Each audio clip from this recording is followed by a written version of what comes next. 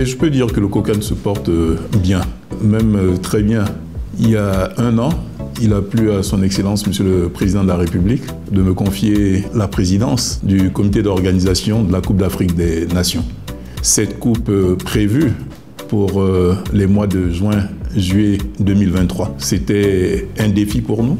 Il nous fallait remobiliser les troupes. Cette remobilisation a été chose facile puisque j'ai trouvé en place des responsables de notre administration, des professionnels du milieu du sport et plus particulièrement du milieu du football. Nous-mêmes, nous sommes venus avec quelques personnalités, quelques technocrates, quelques experts. Et toute cette équipe nous a permis de poser des actes forts en une année. Car il faut rappeler, le rôle du comité d'organisation, c'est un rôle transversal.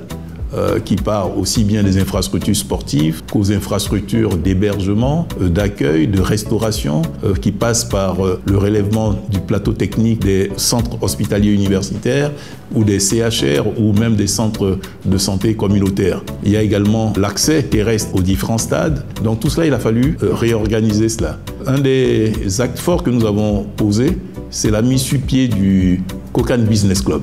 Le chef de l'État nous a demandé de nous appuyer fortement sur le secteur privé. Et il était important que nous puissions tenir compte de cette forte recommandation. Et pour concrétiser cela, nous avons mis sur pied le COCAN Business Club qui est chargé d'accueillir toutes les entreprises, toutes les organisations qui souhaitent accompagner le COCAN dans sa mission. Le président Ouattara a une vision très nette. Il sait que le sport est un facteur de rassemblement.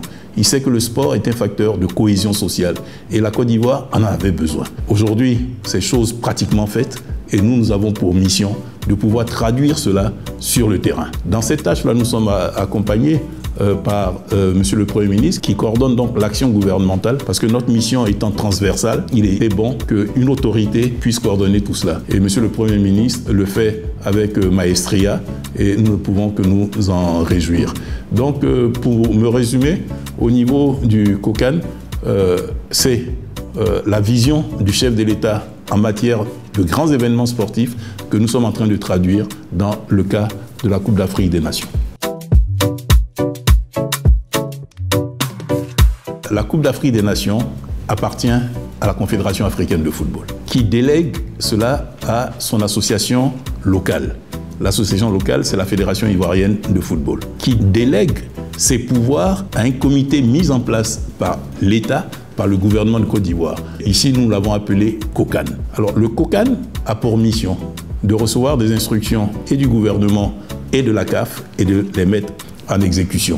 Mais plus particulièrement et de manière générale, c'est de créer toutes les conditions pour la réussite de ce grand événement sportif qui va réunir 24 équipes sur 6 sites dans 5 villes différentes.